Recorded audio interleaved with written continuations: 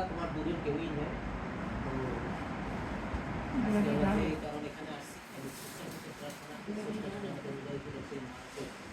সত্য চিন্তাধারাটা হ্যাঁ বিকশিতের মাধ্যমে আমাদের রূপায়িত করে রূপায়িতের সুখ শান্তি সমৃদ্ধি করে এটাই আমি চিন্তা করি।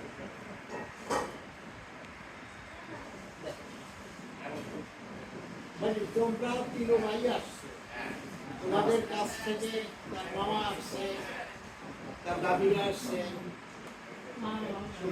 তোমরা যদি কিছু বলার থাকে জানা আলাপ করতে পারো।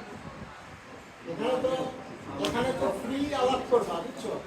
এখানে প্রশ্ন করে আমি কাউকে একটু ঠকাবো বা আমি প্রশ্ন করে কাউকে একটু বিব্রত করবো, এই দিকে আমরা আলোচনায় আসবো না। এমনি তোমাদের কিছু আলাপ করার থাকে, জানার থাকে, এগুলো নিয়ে একটু আলাপ করতে পারো। আমাদের যা বয়সটা আপনাদের নষ্ট করছে,